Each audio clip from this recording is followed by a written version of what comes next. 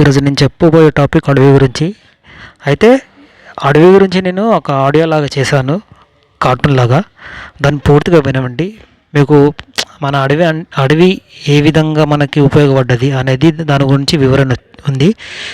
నాకు తెలిసిన మట్టుకైతే ఒకప్పుడు అడవిలో మన రాముడు దేవుడైన ఆయన అడవికి వెళ్ళి అక్కడ కొన్ని సంవత్సరాలు ఉన్నాడు. మహాభారతం కూడా అడవిలోనే అయింది. అలా చెప్పుకోబోతే అడవికి చాలా చరిత్ర ఉంది. కానీ దినదినానికి అడవిని మనము సంరక్షించలేకపోతున్నాం. దాన్ని నరకడం చేయడం మొదలుపెట్టాం కదా. అప్పటిలాగా ముందుగా ఉన్న అడవి లేదు. అయితే దాని గురించే చాలామంది తెలిసిన విషయాలు, అందుకు నేను తెలిసినా కూడా మళ్ళీ ఒకసారి ఇది అడవి గురించి చేయాలని అనిపించి చేశాను. ప్లీజ్ ఒక లైక్ చేయండి, ఒక సబ్స్క్రైబ్ చేయండి, ఎక్కడ స్కిప్ చేయకండి. ఆడియో మాత్రం పూర్తిగా వినండి. వింటే తెలుస్తుంది మీకు అడవి అసలు ఎట్లుండే మనకు ఒకప్పుడు అనేది. మొత్తం చూసారని నా మనస్ఫూర్తిగా కోరుకుంటున్నాను. ప్లీజ్ అండి. అరణ్యాలు భూమిపై ప్రాచీనమైన పర్యావరణ వ్యవస్థలలో ఒకటి.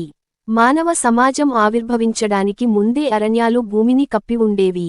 పురాతన యుగాల్లో మనుషులు వేట మరియు సేకరణ ద్వారా అరణ్యాలపై ఆధారపడేవారు. తర్వాతి కాలంలో వ్యవసాయం, నగర వృద్ధి మరియు పారిశ్రామికీకరణ కారణంగా అరణ్యాల వినాశనం ప్రారంభమైంది. భారతదేశంలో అరణ్యాలకు మహాభారతం, రామాయణం వంటి పురాణాలలో ప్రాముఖ్యత ఉంది. రాజులు అరణ్యాలను అభయారణ్యాలుగా మార్చి వాటిని రక్షించేవారు. బ్రిటిష్ పాలనా కాలంలో వనసంపదను ఉపయోగించి రైల్వేలు, నిర్మాణ కార్యకలాపాలకు అధికంగా ఉపయోగించారు. 1864లో బ్రిటిష్ ప్రభుత్వం వన విభాగాన్ని స్థాపించింది.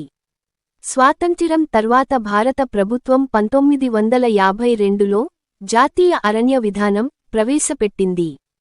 ప్రస్తుతం అరణ్యాలు పర్యావరణ సమతుల్యతకు కీలకం. ఇవి కార్బన్ డయాక్సైడ్ను అణిచివేసి ప్రాణవాయువు ఉత్పత్తి చేస్తాయి. కానీ అరణ్య నరికివేత, అక్రమ వేట మరియు వాతావరణ మార్పులు ఇవి హరించివేస్తున్నాయి. అటవీ సంరక్షణ కోసం 1973లో ప్రాజెక్ట్ టైగర్ వంటి కార్యక్రమాలు ప్రారంభమయ్యాయి. అరణ్య సవరణ చట్టం 1980 అరణ్య విధ్వంసాన్ని అరికట్టేందుకు ఉద్దేశించబడింది. భవిష్యత్ తరాలకు అరణ్యాలను పరిరక్షించడానికి ప్రతి ఒక్కరూ బాధ్యత తీసుకోవాలి. పచ్చదనం పెంచుతూ అరణ్య సంరక్షణకు తోడ్పడాలి. అయితే చాలా మటుకు అడవిని కాపాడుకోవాలనే నా ఉద్దేశం. అడవిలో ఉండే జీవులకు కూడా హక్కు ఉంది అడవిలో జీవించడానికి. అందుకే ఇలాంటి వీడియోస్ చూసి చాలా నేర్చుకోవాలని ఇలా చేశాను.